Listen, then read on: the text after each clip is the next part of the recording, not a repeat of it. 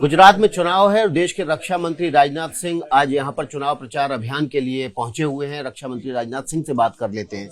रक्षा मंत्री जी, जो चुनाव का कैंपेन है उसका इस बार स्तर जो है वो विपक्ष की तरफ से मेंटेन नहीं किया जा रहा है।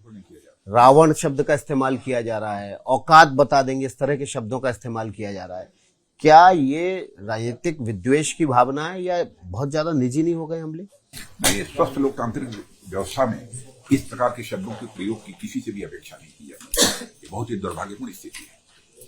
जैसे लगता है कांग्रेस पार्टी पूरी तरह से हताश और निराश हो गई है और हताशा निराशा में जो जुबान पर आ जाती है बात उसको बोलते रहते हैं। देश उन्हें किसी भी सूरत में माफ नहीं करेगा। और कांग्रेस को यह भी नहीं भूलना चाहिए, प्रधानमंत्री यह व्यक्ति नहीं होता, यह संस्था होता है। और स्वस्थ लोकतांत्रिक व्यवस्थाओं में हर संस्था की इज्जत करना, सम्मान करना सबकी जिम्मेदारी होती है। यदि आप प्रधानमंत्री की किसी बातों से आप असहमत हैं अथवा किसी मुद्दे को लेकर आपका कोई विरोध है, तो असहमति, विरोध या दर्ज कराने का एक अपना तरीका होता है। माने गाली देकर विरोध और असहमति दर्ज नहीं कराई जाती। तो प्रधानमंत्री नरेंद्र मोदी को ही क्यों टारगेट किया जाता है, और जब खासतौर पर गुजरात के इलेक्शन हो तभी टारगेट किया जाता है? नहीं, इसके पहले भी बोलते रहे। मुझे लगता है कांग्रेस की प्रकृति में, कांग्रेस के स्वभाव में ये बात आ गई है, अब शब्दों का प्रयोग करना। लेकिन आपकी पार्टी के भी नेता कई बार अब शब्दों का इस्तेमाल कर लेते हैं। कोई भी अब शब्दों का प्रयोग कोई भी करता है। मनोज तिवारी ने अरविंद केजरीवाल के लिए कहा कि टांग तोड़ देंगे।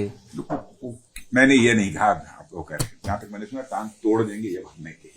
आप मेरे मुंह में शब्दों को मत डालिए। नहीं, बिल्कुल उन्होंने इसी शब्द का इस्तेमाल किया और ये नहीं कहा। उसके बाद आम आदमी पार्टी ने बाकायदा इसकी शिकायत दर्ज कराई चुनाव आयोग। मैं कहता हूं कोई किसी के बारे में कोई गलत बात कहता है, अब शब्दों का प्रयोग करता है, तो मैं इसे जस्टिफाई नहीं कर सकता।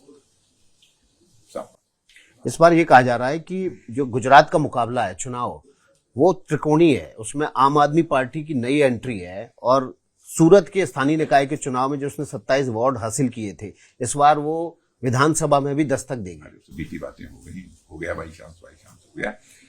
इस बार कांग्रेस पार्टी अपने अस्तित्व बचाने की लड़ाई लड़ रही है और आम आदमी पार्टी तो बस केवल अपनी उपस्थिति दर्ज कराना चाहती है यहाँ की राजनीति में, और कुछ नहीं। इससे ज्यादा सरकार बनाने की बात तो उनके लिए दिवा स्वप्न है। तो इस बार का चुनाव क्या 2024 का प्रधानमंत्री पद के लिए मोमेंटम सेट करने का चुनाव है? ऑलरेडी मोमेंटम बना हुआ है, इसलिए सेट करने का प्रश्न ही नहीं। मोमेंटम बना हुआ है और 2024 में आप देख लीजिएगा, 2014, 2019 से अधिक सीटों पर मोदी जी के नेतृत्व में भारतीय जनता पार्टी को कामयाबी है। तो आप जो कह रहे हैं मोमेंटम बना हुआ है, ये इस मोमेंटम बनने का आधार क्या है? कैसे बना ये मोमेंटम? आप कह रहे हैं 24 का मोमेंटम बना। बराबर, हमारी गवर्नमेंट अच्छा काम कर रही है, परफॉर्मेंस के कारण भी ये बना हुआ है और बराबर हमारे ऑर्गेनाइजेशन पर, संगठन के स्तर पर भी हमारी गतिविधियां बराबर चलती रहती है। जनता के साथ सीधा संवाद बना रहता है। आपने देखा होगा हमारे प्रधानमंत्री बराबर, चाहे चुनाव हो अथवा न हो, एक दिन में 3 सभाएं करना, जनता के साथ संवाद करना, दौड़ते रहना।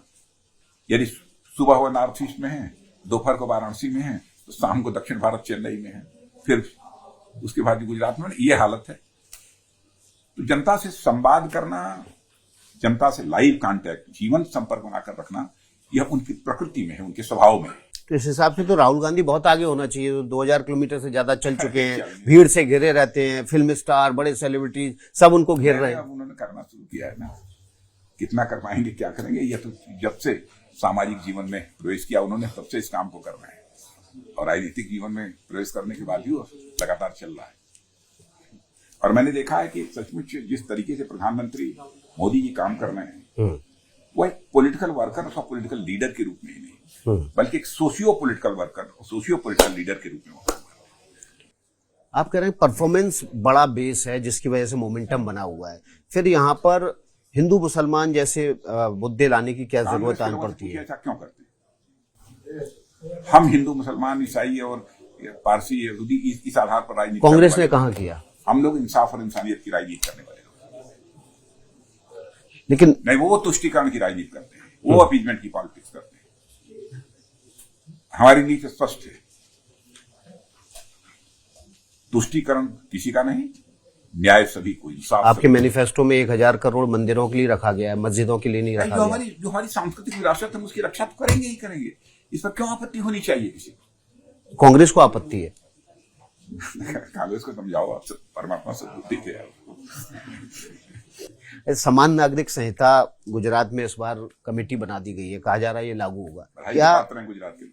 देश में लागू करने की जो लोग स्थिति है? समान देश में नागरिक- लागू करने का समय आ गया है। समय नहीं आ गए, बिल्कुल करना ही चाहिए इसको। समान नागरिक संहिता करने वाले सभी राज्य के लोग बधाई के पात्र हैं, क्योंकि भारत के संविधान के नीति निर्देशक सिद्धांत यानी हमारे डायरेक्टिव जो प्रिंसिपल्स हैं उसमें इसका उल्लेख है। हम तो अपने संविधान निर्माताओं की मंशा को, उनकी जो इच्छा रही है, इरादा जो रहा है, उसको पूरा करना। हमेशा ये कहा जाता है गुजरात के प्रचार अभियान में कि गुजरात पिछले 20 साल में बदल गया है, यहाँ कर्फ्यू नहीं लगता, यहाँ दंगे नहीं होते, शांति रहती है। फिर एंटी रेडिकलाइजेशन सेल बनाने की, मैनिफेस्टो में घोषणा करने की क्या जरूरत है अगर सब कुछ सही है? नहीं, सब कुछ सही है तो कम एक आध घटना कहीं पर हो गई तो कौन जिम्मेदार होगा? कहेगा जो गुजरात में नहीं होता तो फिर हो गया। तो गुजरात के बजाय और दूसरे राज्यों में इसको लागू नहीं, करना दूसरे चाहिए। दूसरे राज्यों में भी लागू करेंगे ही लोग। जहां जहां पर ऐसे हालात होंगे लोग अब लागू करेंगे, पर किसी को कोई निर्देश देने की कोई जरूरत नहीं है। आप कह रहे हैं कि आपका उग्रवाद, आतंकवाद, इन सब सारी चीजों के सख्त खिलाफ है भारतीय जनता पार्टी, और उसके लिए जितना कठोर से कठोर कार्रवाई करनी हो उससे पीछे नहीं रहे। तो आतंकवाद खत्म करने के लिए क्या पीओके को भारत में मिलाना जरूरी है? नहीं, पीओके तो भारत की संसद का सर्वसम्मत प्रस्ताव, उसके बारे में मुझे क्या कहना। आपके एक बयान के बाद सेना की तरफ से बयान आया, ठीक से पढ़ा ही नहीं। सेना की तरफ से बयान आया कि हम तैयार हैं, हमें इशारे का इंतजार है। तो इशारा कब होगा? नहीं, सारा सबको याद रखना चाहिए, हमारा संसद का प्रस्ताव है। एक आखिरी सवाल आपसे लूंगा। 370 धारा पास हो चुकी है, समान नागरिक संहिता की तरफ देश बढ़ रहा है, धीरे धीरे राज्य दर राज्यों में इसकी घोषणा हो रही है। जो एक और कोर इशू है हिंदू राष्ट्र, उसकी शुरुआत कब होगी? हिंदू राष्ट्र की स्थापना की शुरुआत कब होगी? कहीं घोषणा पत्र में था हम लोग? आपने घोषणा पत्र में नहीं कहा। तो घोषणा पत्र में जो पार्टी घोषणा पत्र में उसकी बात पूछो आप इधर उधर क्यों बात रही है? घोषणा पत्र में तो शामिल नहीं था। लेकिन जो मातृ संगठन है, कहा था वो किया कि नहीं, प्रश्न इस पर होना चाहिए। बीजेपी का जो मातृ संगठन है आरएसएस, वो हमेशा अखंड हिंदू राष्ट्र की अवधारणा की बात करता है। संगठन है, लेकिन मैं पूछना चाहता हूँ जो हमारे घोषणा पत्र में है, हमारी विश्वसनीयता को आंकना है तो इस आधार पर विश्वसनीयता की है कि हमने घोषणा पत्र में क्या कहा है। और अपने को हिंदू कहना कोई अपराध नहीं है। हिंदू ऐसी कौम है ना, जाति पंथ मजहब के आधार पर कोई भेदभाव नहीं करते, कास्ट क्रीड रिलीजन के में आधार पर भेदभाव नहीं करते।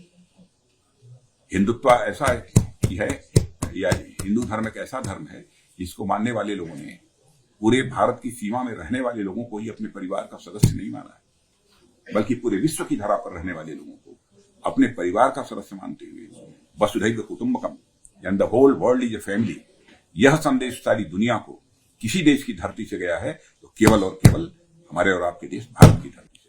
दिल्ली में एक मर्डर केस हुआ है आफ्ताब और श्रद्धा का, उसमें आफ्ताब को लोग, ये कांग्रेस ये कह रही है कि इसलिए जानबूझ के निशाना बनाया जा रहा है क्योंकि वो एक धर्म विशेष का है।